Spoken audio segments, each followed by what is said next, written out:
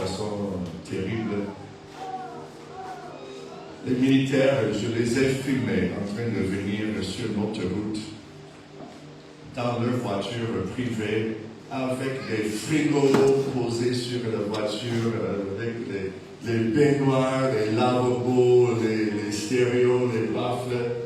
Ils pillaient progressivement toute la route à côté de notre maison. Et ça s'est passé pendant 2 jours. Mais moi, nous ne voulons pas rester dans la maison tout ce temps-là. Je sortais parfois, je grimpais le mur pour guetter un peu là.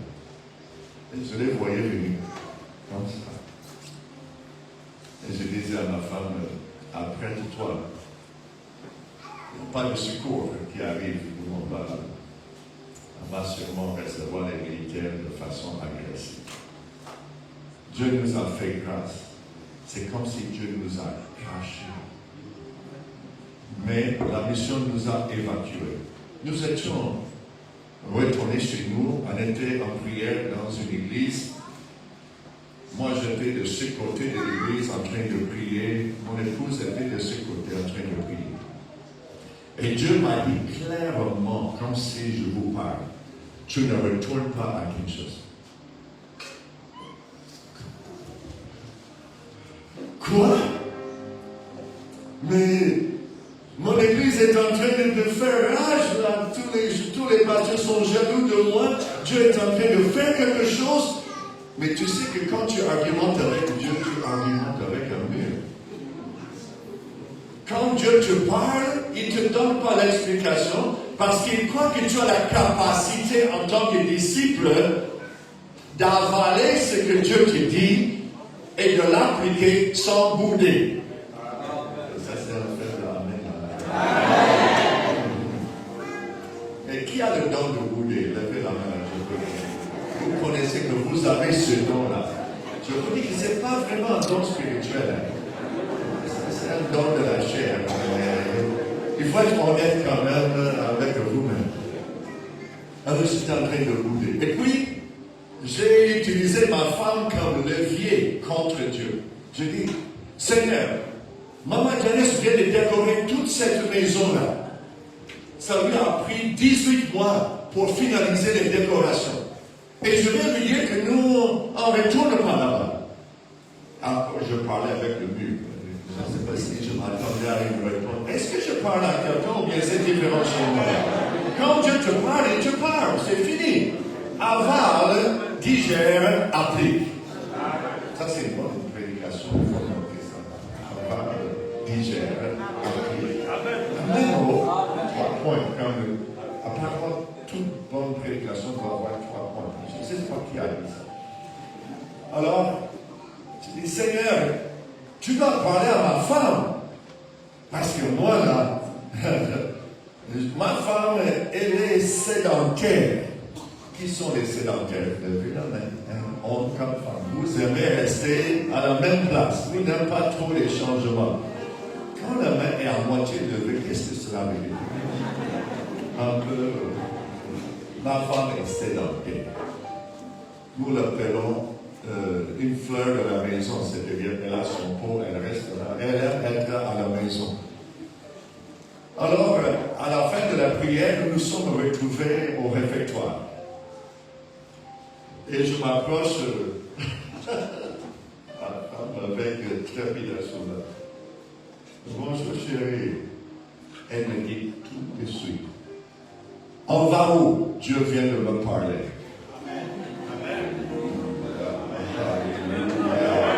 Faut bien choisir mon épouse. Oh, choisissez bien votre épouse. Ne prenez pas une jolie païenne et essayez de le... On appelle ça mariage missionnaire. Tu vas marier quelqu'un pour pouvoir le convertir. Choisis déjà quelqu'un qui aime Dieu. Alléluia. Alors, l'Église en mission est la direction divine. Permettez, avant d'aller plus loin, de rappeler les vérités bibliques que je vous avais données hier soir. Je sais que quelques-uns vous avez oublié. T'inquiète pas, vous avez l'enseignant devant vous là. Et je vais vous rappeler jusqu'à même dimanche pour vous qui serez la dimanche. Numéro 1. Les désirs de mon chef. Je n'ai pas besoin d'élucider ses ordres. Je transforme ces ordres, ces désirs en ordre. Et tant que les ordres ne sont pas accomplis, je fonce dans l'application. Deuxième, Dieu m'a doté d'intelligence, de sagesse et d'aptitude administrative. Alors, avec mes capacités d'organisation, de délégation et d'évaluation, je cible les peuples qui ont besoin plus de l'évangile et je fais un plan pour les atteindre. C'est logique, non? Troisième, Dieu accorde aux chrétiens toutes les ressources nécessaires pour accomplir la mission qu'il leur a confiée. Est-ce que vous appréciez le PowerPoint là? J'ai travaillé des heures aujourd'hui pour faire ça. Alors, quoique je suis béni parce que je suis meilleur, est le pire des déceptions. Je suis béni afin d'accomplir la mission de Dieu. Comment se fait-il que dans d'autres pays, même en Afrique, le travail que toi tu fais, les personnes reçoivent le tiers de votre salaire? Est-ce un hasard? Non. Dieu nous a bénis avec des ressources afin d'accomplir sa mission. Quatrième, tout, et je veux dire tout, dans la vie chrétienne est accompli par la foi. La mission est l'application de la foi qui produit des résultats inédits. Cinquième, l'Église locale est le véhicule par lequel la volonté de Dieu se fait. Vrai ou faux? Les anges ne convertissent pas les gens. Lequel de vous, un ange, vous a prêché l'évangile? Amen, je veux voir. Je ne vois pas les mains, même pas en moitié de feu. C'est toujours un pasteur, un enseignant, un frère, une sœur, un chrétien, une chrétienne qui a partagé avec vous l'évangile de Jésus-Christ. Alors, l'Église locale est le véhicule par lequel la volonté de Dieu se fait. Alors, j'aimerais bien ce soir vous suggérer le titre « Une Église en mission et la direction divine ». Et j'en parlerai dans le contexte de notre texte en Actes chapitre 13, bien sûr, là où Dieu a désigné les premiers missionnaires dans le Nouveau Testament, Paul et Barnabas. Ensuite, la direction divine les a orientés vers le champ de la mission, et ce, parfois contrairement à leur planification intellectuelle. Là, suivez bien. Dieu me donne, il me dote, je ne sais pas pourquoi j'aime ce mot-là, ça semble bon dans la bouche là. Dieu me dote, Dieu vous dote des capacités intellectuelles, logiques et administratives afin de transformer les désirs de mon chef en ordre et de faire un plan stratégique pour réussir. Vrai ou faux? Mais le même Dieu qui te donne ces capacités, parfois les change. Je vous donne quelques illustrations. La Bible dit que les sacrificateurs viennent de la tribu de Lévi. Jésus, comment peut-il être notre souverain sacrificateur? Il vient de la tribu de...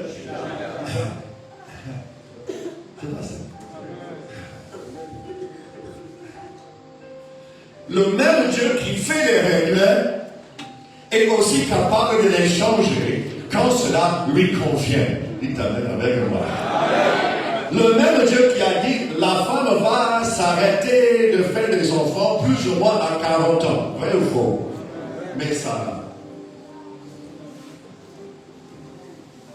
Mais pourquoi tu doutes de la provision de Dieu? Non, je suis trop quoi? Trop vieux, trop vieille, trop pauvre. Ça, c'est une mentalité de manque. Il n'y a pas assez de temps, il n'y a pas assez de ressources, il n'y a pas assez de visa, il n'y a pas assez de... Levez-vous pour la naissance, s'il vous plaît. Imagine que la mentalité de manque est dans vos mains. Je veux que vous puissiez les secouer. Que cette mentalité de manque tombe. Que ça tombe de mon esprit. Parce que c'est difficile de jeter l'esprit par terre. Mais que cette mentalité, vous connaissez ce dont je parle. Ah, je n'ai pas assez de temps. On me dit ça tout le temps. Il n'y a pas assez d'argent. Non, il n'y a pas assez de travailleurs. Il n'y a pas assez d'opportunités. Il n'y a pas assez de... Il n'y a jamais assez de... Cette mentalité ne vient pas de l'Éternel. Cela vient du diable.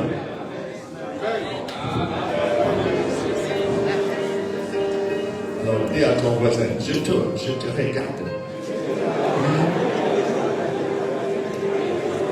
Chasse la mentalité de pauvreté.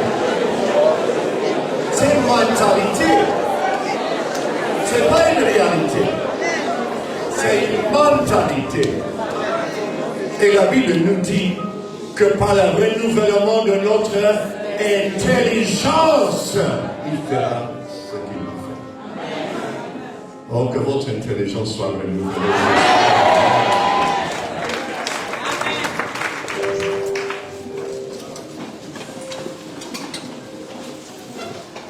Alors je disais, je veux souligner encore. La direction divine a orienté Barnabas et Saul, Paul, vous comprenez. Parfois je vais dire Saul, parfois je vais dire Paul, mais vous comprenez.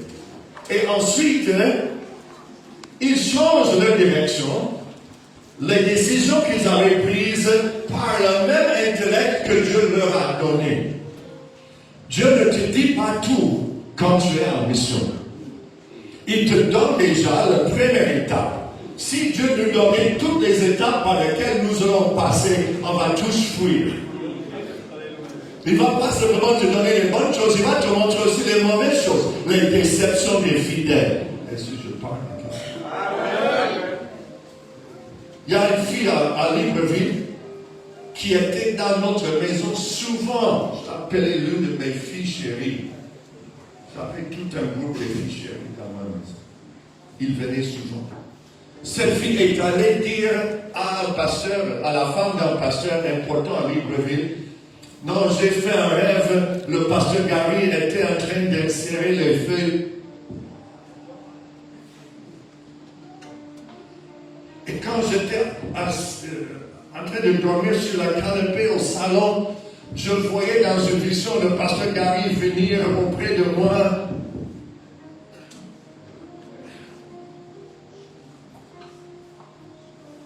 Parce que je lui avais dit, je ne suis pas d'accord que tu te maries avec un tel. Alors le diable a profité de son attitude pour tenter de me nuire. J'ai subi, qu'est-ce que je n'ai pas su. Les pasteurs lui ont posé des questions. Et quand j'ai ouvert les yeux, le pasteur Gary était là. Non, il n'était pas là. Mais quand déjà tu sors les suggestions là, vous connaissez, nous on est africains, le diable est derrière chaque poteau, même à l'église. Vous voyez ou faux? Alors nous sommes susceptibles à de telles choses. Elle a tenté de me nuire. Ces déceptions-là, si Dieu nous les a montrées, on aurait tous fou. Alors ne boudez pas quand Dieu ne te donne pas toutes les étapes. Parce qu'il sait qu'il y a des choses qu'il faut avaler le jour même et non pas en avant. Sinon, tu ne vas pas voir les victoires, tu vas voir simplement les déceptions, tu vas voir les sacrifices, les difficultés. Nous sommes comme ça, nous sommes faits comme ça. Alors, Dieu parfois te dit, va. Tant que tu fais sa volonté, tant que ton intellect, quand ton intelligence te permet de planifier correctement la mission, Dieu te laisse. Mais quand Dieu voit que parfois notre intellect veut s'imposer sur l'Esprit de Dieu en nous. que le Seigneur augmente ta capacité d'entendre la voix de l'Esprit. L'intellect peut m'amener à un certain niveau, mais l'Esprit peut m'amener très loin avec l'Éternel. Ceux qui n'ont pas le baptême dans le Saint-Esprit, je ne sais pas comment ils font. Tu es en train de conduire à Kinshasa, à Vive-Allure, très tôt dimanche matin. Très tôt. Et vous connaissez à Kinshasa, vous ne pouvez jamais conduire à grande vitesse. C'est embouteillage matin jusqu'au soir et toute la nuit. Alors c'était extrêmement tôt, le soleil venait de se lever. Je prêchais au plateau Batégué. Alors je courais, j'étais sur une route dans la zone industrielle, alors tout était fermé. Je disais, quelle grâce! Et l'Esprit de Dieu me dit, stop! Connaissant la voix de l'Esprit, j'ai appuyé sur le frein. À cet instant, une jeune fille sortait d'entre deux voitures qui étaient garées le long de la route, sans même regarder, parce que pour elle aussi, il n'y avait personne sur la route. Si Dieu ne m'avait pas parlé, si mon pasteur ne m'avait pas appris c'est quoi la voix de l'Esprit et la voix du diable, j'allais écraser cet enfant. Et vous connaissez à Kinshasa, il n'y a pas de miséricorde. Tu écrases quelqu'un, toi tu seras tué sur le champ. Dieu a vu ça. Il m'a prévenu que quelqu'un entende la voix de l'Esprit ce soir. La direction divine dans la mission est cruciale. Actes chapitre 13, pouvons-nous lire encore? Je sais que vous le connaissez. Lisons encore. Acte 13, le verset 1er. Il y avait dans l'église d'Antioche des prophètes, des docteurs, Barnabas, Simeon, appelé Niger, Lucius de Cyrène, Manahem, qui avait été élevé avec Hérode le tétrarque, et Saul.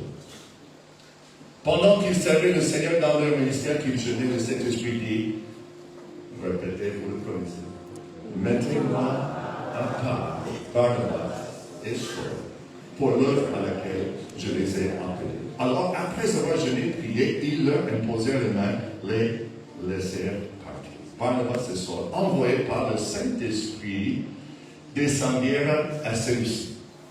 Et de là, ils s'embarquèrent pour l'île de Chypre. Priez de répéter encore avec moi ce soir. Vous pouvez vous lever encore. Bientôt les cris seront s'arrêter, on va être étouffés. Profitons quand même.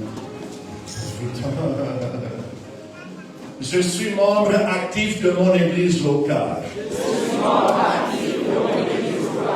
Là, vous pouvez indexer quelqu'un. Je ne suis pas observateur. Je suis disciple accro. Fidèle. Attentif. Participant engagé. Ma mission est de faire la volonté de mon Père. Alléluia. Alors ce soir, 3 ou 4 principes missionnaires. Je crois qu'il y en a 3. Premier principe missionnaire. Dieu est toujours à la recherche d'autres brebis. Si Dieu est à la recherche d'autres brebis,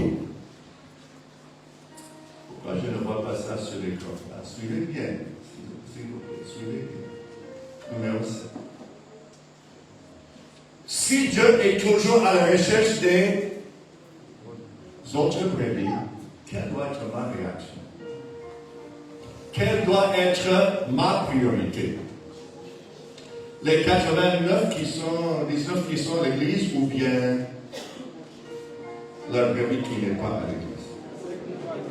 Dieu m'a doté d'intelligence, alors je transforme ses désirs en ordre.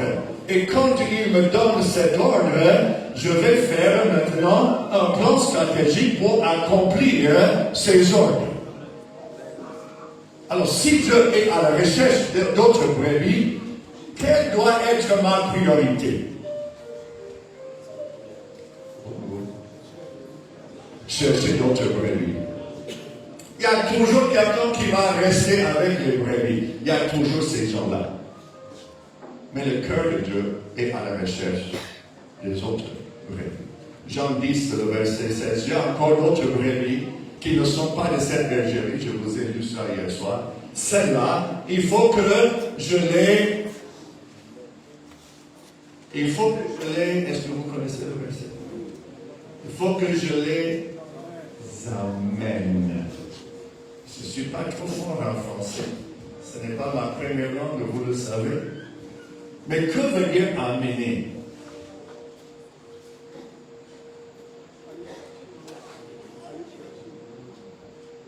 Que veut dire amener?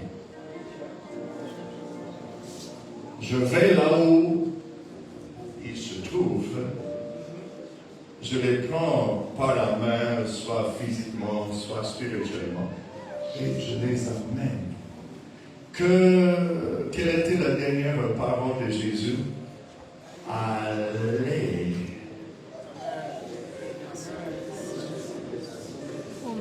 Je ne peux pas amener quelqu'un si je ne suis pas dans sa vie.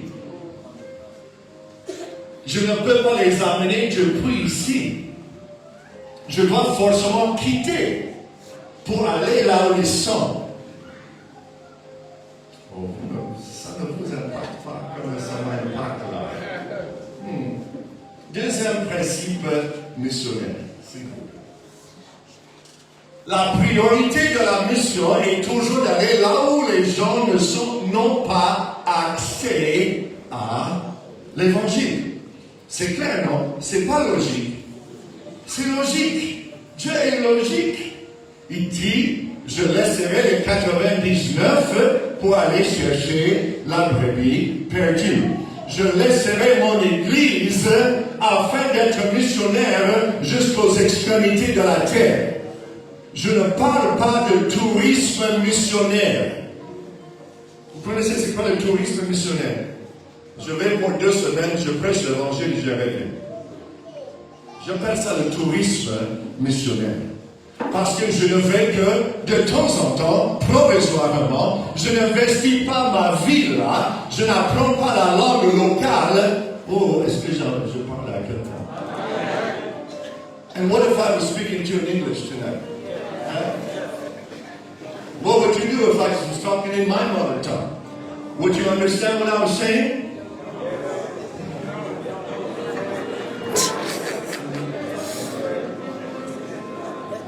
Quand je veux être missionnaire quelque part, je dois apprendre la langue locale. Ce qui veut dire que je dois m'asseoir sur le banc. Je dois apprendre comment écrire cette langue, comment conjuguer les verbes, comment composer une phrase. Aller les chercher veut dire je me mets dans leur contexte et je m'immerge dans leur culture. J'aurais pu venir ici directement sans utiliser un traducteur. Mais vous connaissez que ça perd quelque chose. Et chacun de vous, vous avez une langue même du cœur. Combien de vous, français, c'est pas vraiment votre langue, vous préférez votre langue maternelle, levez la main. Quand vous êtes fâché, vous parlez en français ou bien?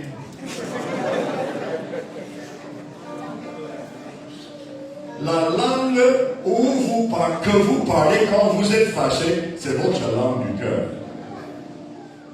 Peut-être ce n'est que le docteur Arthur, sa langue, c'est presque le français.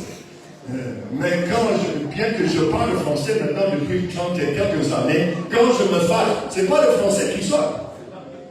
Alors, le tourisme missionnaire, c'est je prêche avec un interprète, je compte le nombre de mains qui sont levées et je m'en vais chez moi manger ma nourriture. Je dors sur mon lit. Je me réjouis de la protection civile que donnent les tribunaux de mon pays et mon passeport. Et les hommes là-bas disent, mais il est où celui qui nous a prêché Jésus? Est-ce que je parle à quelqu'un? Que ça rentre dans notre mentalité. Parce que demain, je vais vous demander de financer la mission de Dieu. Dis à ton voisin, si tu vas demain, je saurai que tu es faible.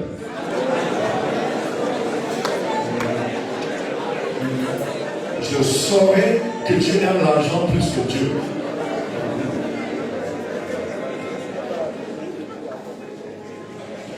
J'entends déjà les pasteurs. Mais j'ai un programme à l'église demain. Non, je comprends. Mais vous comprenez ce que je veux dire? Si je veux les amener avec moi, cela veut dire que je dois aller là où ils sont. Je dois parler leur langue afin qu'ils comprennent l'évangile de Jésus-Christ correctement. Vous connaissez que nous, les Africains, quand quelqu'un utilise les vocabulaires et les expressions que nous ne comprenons pas, nous n'allons jamais dire « Excuse-moi, je n'ai pas compris ». On va tous dire « Ah oui, amen ». Est-ce que je me trompe? Non, on ne veut jamais dire que je ne comprends pas. Mais si tu parles leur langue maternelle, ils vont te comprendre. Jésus-Christ sera réel pour eux et facilement tu les amènes avec toi dans le royaume de Dieu. Alléluia. Troisième principe missionnaire. Tous les lieux faciles ont été déjà occupés. Voilà pourquoi certaines personnes, surtout les pasteurs assistants, quand ils sont fâchés avec leur pasteur titulaire, ils vont aller implanter une église à 500 mètres avec la moitié des fidèles de cette église-là. Parce que les lieux difficiles sont difficiles. Or, c'est plus facile de prendre les poissons qui nagent déjà dans l'aquarium et leur dire, votre pasteur qui vous a engendré dans la foi n'est pas aussi bien que moi. Ça, c'est quel orgueil. Quittez l'assemblée, venez avec moi. Appuyez-le, les pasteurs. Le sport national des pasteurs, c'est de voler les brebis d'autrui. Qu'ils ne soient pas nommés ici parmi nous. Alléluia. Tous les lieux faciles ont été déjà occupés. Il ne reste que le peuple résistant, des régimes politiques fermés et des lieux dangereux. Que cela rentre dans votre esprit. Après le premier voyage missionnaire de Barnabas et Saul, ce dernier va dire, retournons visiter les frères dans toutes les villes où nous avons annoncé la parole du Seigneur pour voir dans quel état ils sont. Alors, Paul, cette fois-ci accompagné de Silas, vous connaissez qu'il y avait un traumatisme entre Paul et Barnabas. Barnabas était qui? C'est qui Barnabas? Décrivez-moi son caractère. Il est comment? Il est comment? Vous n'êtes pas habitué à ce que le pasteur vous pose des questions pendant la prédication. Il a été comment? Nous le connaissons de quelle manière? Nous connaissons qu'il est très libéral. À l'église primitive, il avait vendu, n'est-ce pas, un terrain et il a donné ça à l'église. Ok. Nous le connaissons quand tous les apôtres,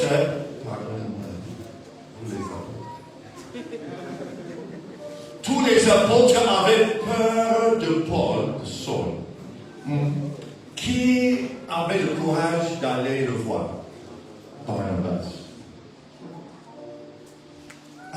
Compassion, un homme qui sait dire, mon frère là, je sais là où toi tu seras à l'aise là, tu as un travail pour toi, je peux t'amener ici.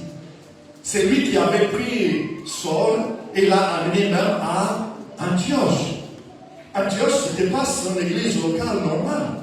Il a été emmené par Barnabas. Alors, comment pouvons-nous décrire Barnabas? Un homme de compassion, un homme libéral, un homme des ressources humaines. Il connaissait mettre la bonne personne dans la bonne place. Mais, quand Jean-Marc avait quitté l'équipe missionnaire, Paul a dit X. Parfois, nous, les hommes, on a du mal à pardonner. Et nous ratons des grandes bénédictions. C'est pas Paul plus tard qui va dire, et amène Jean-Marc avec toi. Vous connaissez, un homme demander pardon n'est pas facile. Au lieu de dire, Barnabas, tu avais raison. Pouvez-vous sortir la phrase, non? Tu as raison. Vous voyez combien c'est difficile à dire?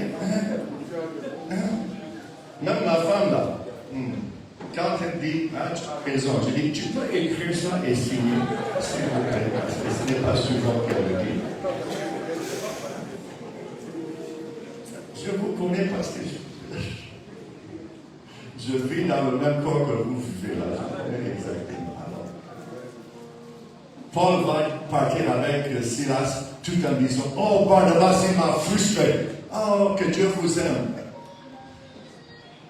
C'est bizarre, non?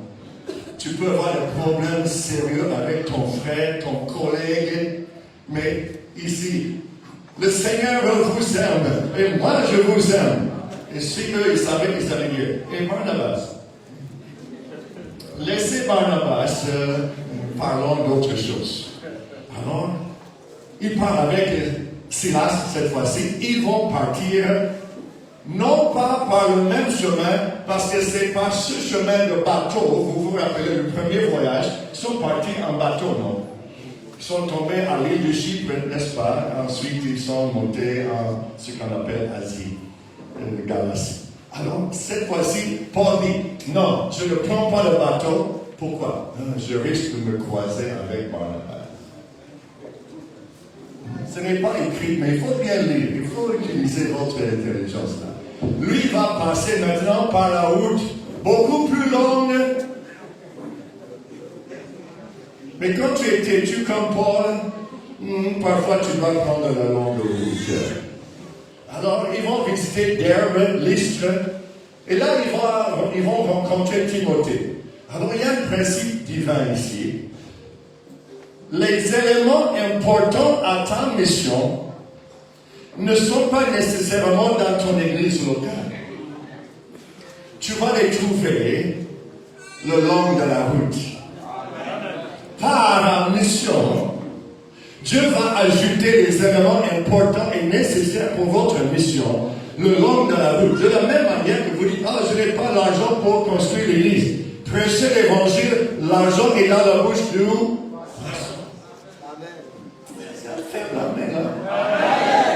Vous n'aimez pas quand je parle de l'argent. Attachez votre ceinture, demain on va parler de l'argent. Parce que l'argent est le nerf. C'est vous qui m'avez appris ça. Alors, lisons Actes 16, s'il vous plaît. Ça, c'est le partie vraiment important. Actes 16, le verset 4. Permettez que je vois quelque chose.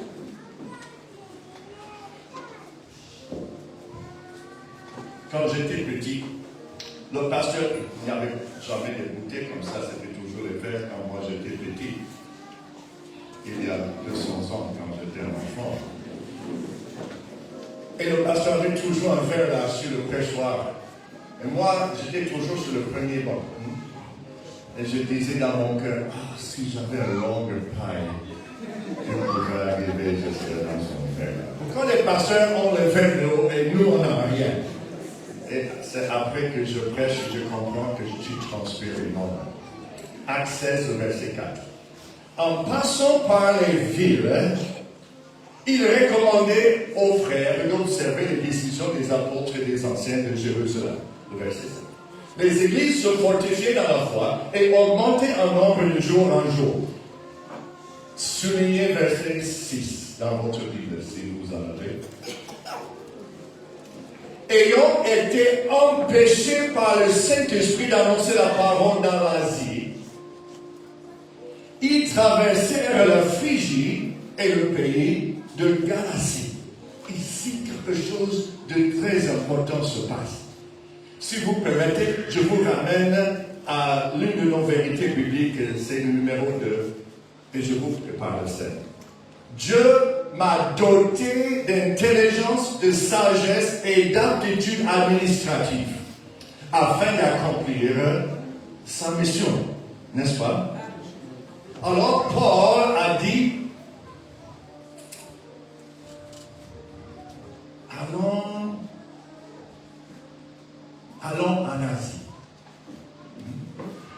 c'est le sud-ouest de l'actuelle Turquie. Le Saint-Esprit a dit, pas là. Paul, dans sa compréhension, mais Seigneur, nous n'avons jamais été là, même avec mon ancien collègue dont je ne vais pas citer le nom. Nous n'avons pas été dans cette zone. Nous avons exploité plus la Galatie, mais pas l'Asie. Seigneur, c'est proche à nous. C'est facile à atteindre. C'est tout à fait normal et logique que nous prêchons là maintenant. Dites avec moi, Dieu n'est pas logique. Quelques-uns, vous êtes vraiment enfants de Dieu, parce que vous aussi, vous n'êtes pas logique. Dites la vérité. Le Saint-Esprit a dit non, sans explication. Maintenant, Paul dit, ok, on va aller ailleurs. Et il va prêcher dans la Galatie, selon ce que la Bible lui a dit, ce que le Saint-Esprit lui a dit. Il traversait le Phrygie, le pays de Galatie. Et quelque chose se passe, il va décider, non, on va aller en Bithynie.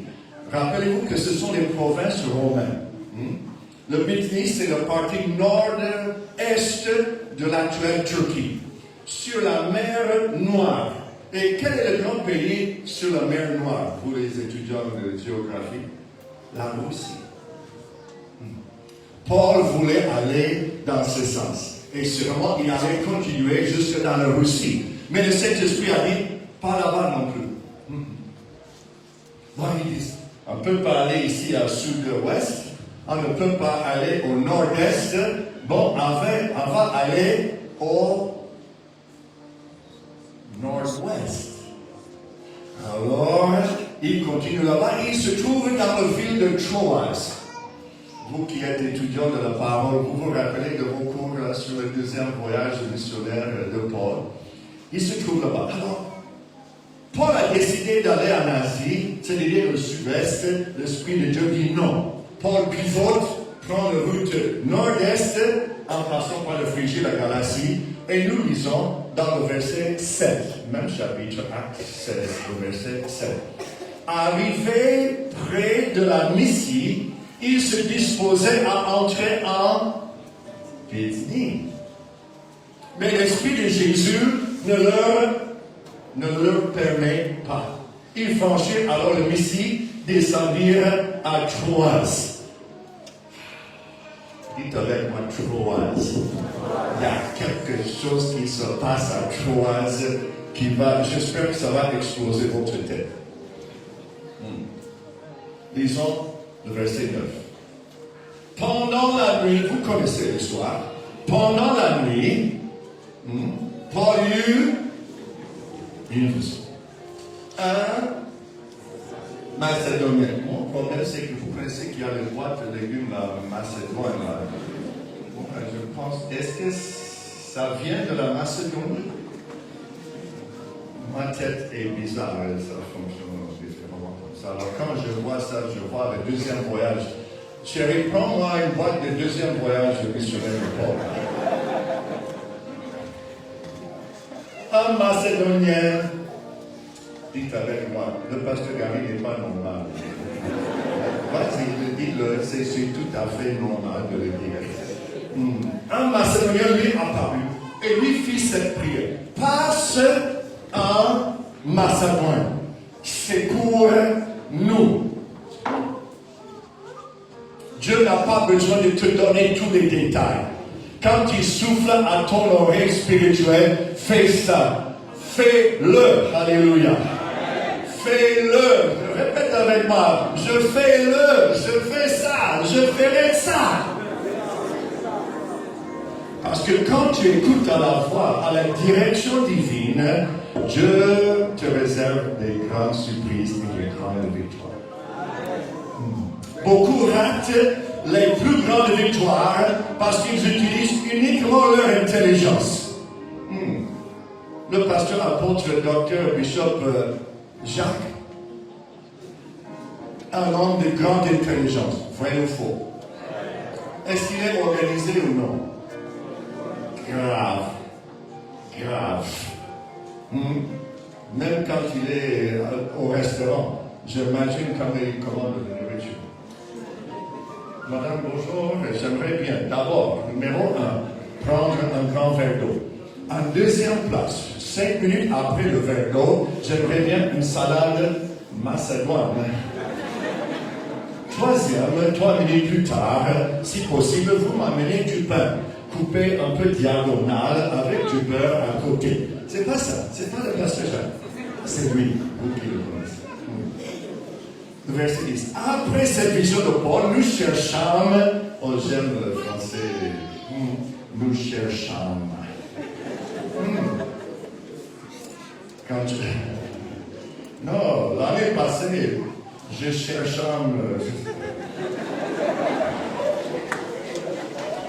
Nous cherchons aussitôt à nous rendre en Macédoine. Quelle surprise. Concluant, c'est un peu comique, non? Concluant quoi? Est-ce que vous n'avez pas votre Bible devant vous? Le verset 10. Concluant que le Seigneur nous appelait à y annoncer la bonne nouvelle. Mais bien sûr, tu reçois une vision et le type dit, passer en Macédoine, c'est pour nous. Et quand je vous dis qu'il y a 2085 tribus qui n'ont aucun chrétien,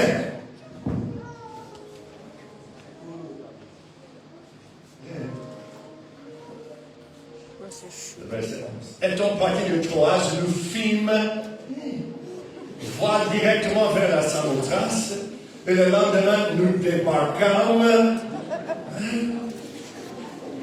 à Néapolis, verset 12. De là, nous allâmes à Philippe, qui est la première ville dans le district de Macédoine et une colonie. Il y a quelque chose qui se passe ici qui m'a bouleversé. Je crois que ça fait déjà 2 ans que le Seigneur me l'avait révélé. Peut-être que vous ne le voyez pas encore, hein? Je m'explique. Quand Paul et Silas vont traverser la mer Égée, ils quittent Troas, qui est sur la mer Égée, ils traversent la mer Égée, une petite distance, ils tombent à Philippe, la première grande ville là, et là ils vont rencontrer. Qu'est-ce qu'ils ont trouvé à Philippe? Ah, Lydie, pour les femmes d'Italie. Chez elle, la première église de l'Europe avait été implantée. Quand Paul et Silas implantent l'église à Philippe, ils ont traversé une frontière future. Suivez-moi bien. Ils ont traversé une frontière future. À cette époque, tout ça, c'était l'Empire romain. Est-ce qu'on peut effacer les deux petits cases, s'il vous plaît? Si je peux avoir un petit bâton, quelque chose. Est-ce que quelqu'un peut me trouver une canne, puis n'importe quelle chose? Merci.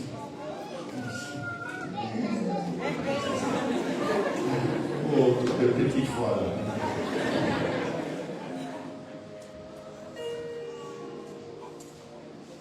Ça c'est Antioche, ici, Jérusalem, Antioche. Vous le suivez, non? Vous le voyez assez bien là. Ok. Il passe par la route au lieu de faire ça parce qu'il ne veut pas croiser par le reste du route. Il passe ici, Derbe, Lystre, il monte ici, et il arrive à Troas. Troas sur l'actuelle Turquie. C'est la côte ouest de l'actuelle Turquie. Ils vont traverser juste une petite distance, Samothrace, Néapolis, et tombent à Philippe, la grande ville. Ici, tout ça c'est l'Europe. Ici c'est l'Asie mineure. Peut-être que ce n'est pas important pour vous pour le moment. Je peux regarder la parapluie. Par la foi, il ne va pas pleuvoir. Je vous amène dans le livre d'Apocalypse. Dites avec moi, le pasteur Henri, je ne sais pas là où il va, mais c'est sûr qu'il a un objectif dans cette prédication. Apocalypse, chapitre 1er, s'il vous plaît. Apocalypse, chapitre 1er, le verset 4. Apocalypse, chapitre 1er, le verset 4. Commence avec cette phrase.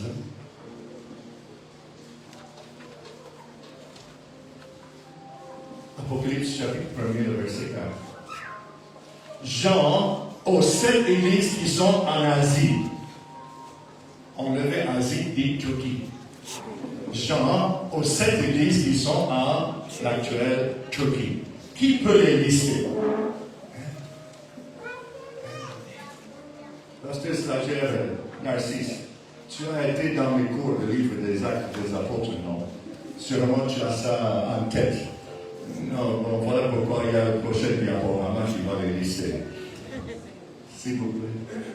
Éphèse, Smyrne, Pergame, Thyatire, Sardes, Philadelphie, Laodicée. Okay? Paul, Barnabas et Silas ont fondé plusieurs de ces églises. On revient sur non, on peut aller à la prochaine diaporama, s'il vous plaît.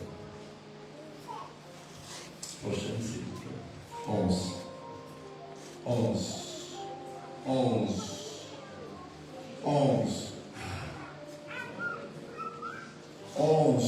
Ça c'est 10. 11. Ne bougez pas.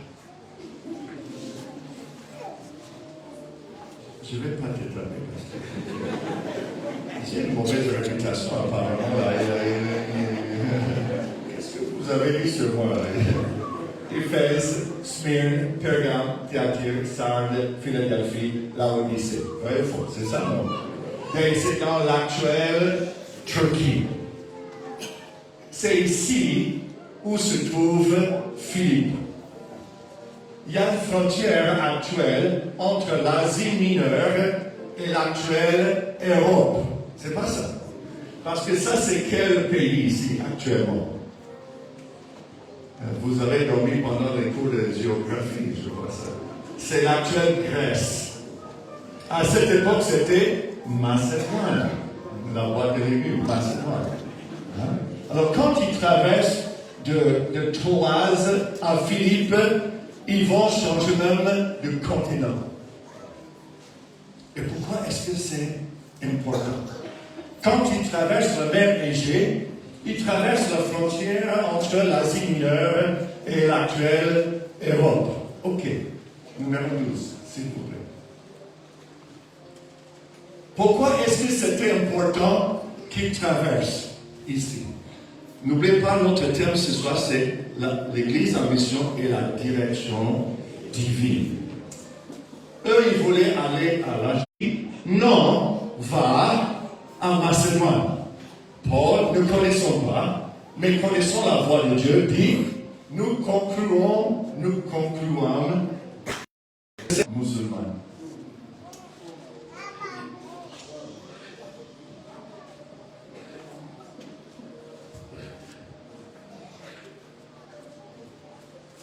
Vous ne me suivez pas encore.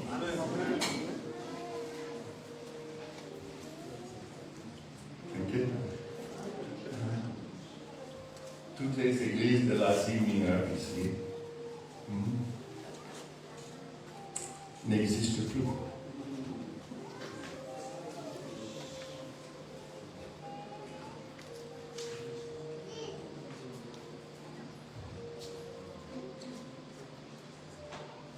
Est-ce que vous suivez là où je vais? L'église en mission et la direction divine. Mais pourquoi le Saint-Esprit leur dit traverse la mer Égée? Parce que Dieu savait que 600 ans plus tard, les musulmans vont fermer toutes les églises de l'Apocalypse. Elles n'existent plus. Ils ont transformé même les bâtiments en mosquées. Jusqu'à Istanbul. La plus grande église chrétienne du monde, ce qui s'appelait la Sophie, qui veut dire sagesse en grec, est maintenant le plus grand mosquée dans le monde. Mais Dieu, connaissant comment les choses vont se passer, a prévu un secours pour l'Église chrétienne pour le Gabon. Oh, pasteur, là, tu extrapoles plus tard, trop. Suivez-moi bien. Alors, si Paul et Silas n'avaient pas suivi la direction divine, le Gabon n'aura pas d'église aujourd'hui. Je vois la confusion peut-être dans votre... Suivez-moi. Quand Paul et Silas fondent l'église de Philippe, elle se trouve dans l'actuelle Grèce, qui fait partie de l'Europe où l'avancée musulmane a été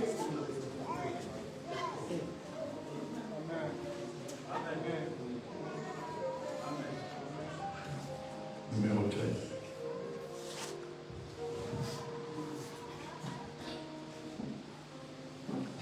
Je vois ton réflexe. Vous pouvez le voir. De la Grèce, l'évangile est parti. Prochain. De la Grèce, l'évangile est parti en. Prochain. De la Grèce, l'évangile est parti en Angleterre. Pardonnez-moi, c'est l'unique carte que je pouvais trouver en anglais. Voilà pourquoi vous allez parler anglais au ciel.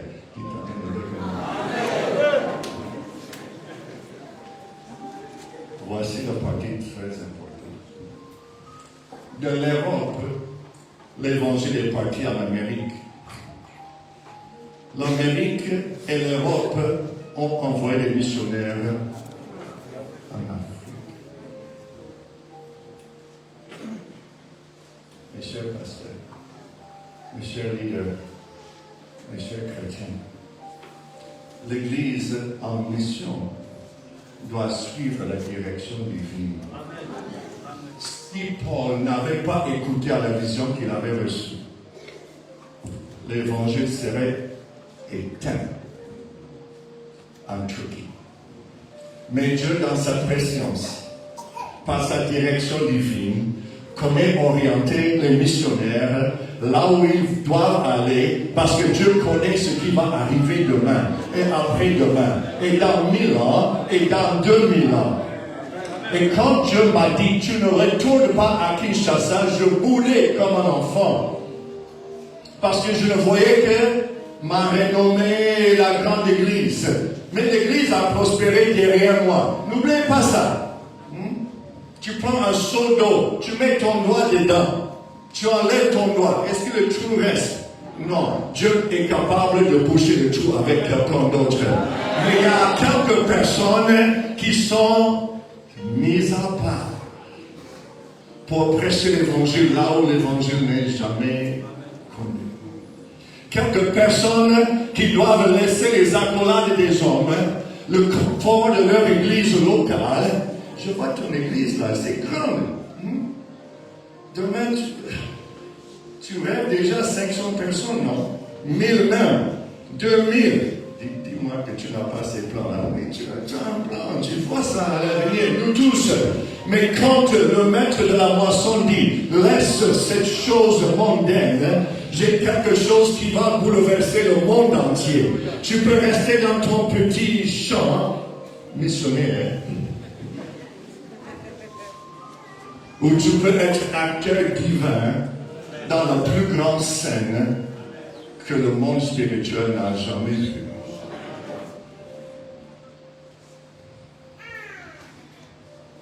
Quand Dieu m'a demandé de quitter Kinshasa, j'ai cherché partout où aller en dehors de Kinshasa. Le pasteur Jacques Verneau, qui était mon mentor à Kinshasa à cette époque, a dit, non Gary, il n'y a aucune place pour toi au Zaïre. À cette époque, c'était le Zaïre.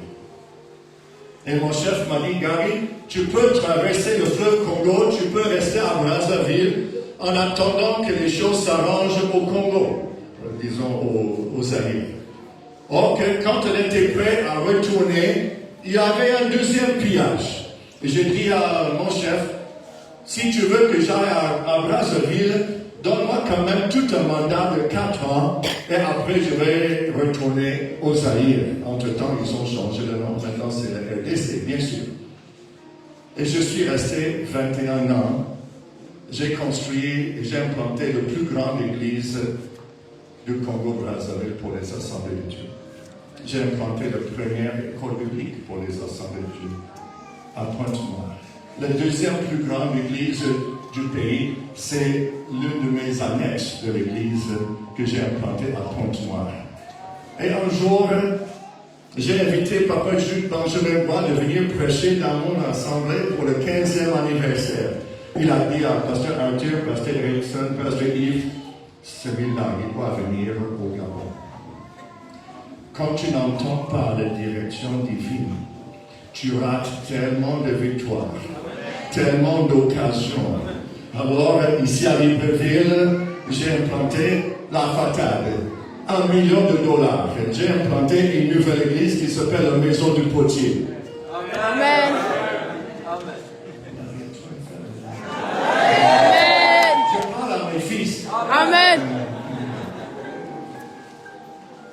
Et je suis ici avec vous ce soir. Parce que Paul a entendu la voix de l'Éternel. Il l'a appliqué. Le christianisme n'était pas éteint. Ça prospérait en Europe. De l'Europe, c'est passé en Amérique. De l'Amérique, c'est passé en Amérique latine, en Chine, en Russie. Parce que le Seigneur connaissait que la meilleure personne qui va le faire, ce n'est pas l'apôtre Paul, c'est quelqu'un d'autre qui va évangéliser la Russie. Mais lui, il doit traverser la Macédoine tout de suite, la mer Égée pour arriver à la Macédoine. Dieu connaît là où tu es le plus utile. Il connaît le champ, là où tu seras le plus efficace. Il connaît le peuple qui va te recevoir plus facilement, où le message passerait avec allégresse même, où tu auras plus de victoires que tu as d'échecs. Si tu restes là où tu es et tu n'entends pas la direction divine, tu vas mourir dans ton petite œuvre. Mais quand tu dis, Seigneur, je suis ton enfant, je fais ce que tu me demandes de faire, je laisserai mon église, je laisserai mon ministère. Est-ce que c'est ton ministère? Ça appartient à qui? Qui est le chef de l'église? C'est mon église, ce n'est pas mon église. C'est l'église de Jésus-Christ. Alors quand le chef de l'église me demande de quitter, c'est qu'il a quelqu'un qui peut me remplacer facilement, qui va amener l'église plus loin de ce que moi j'aurais pu faire. Parce que Dieu est le maître de la mission.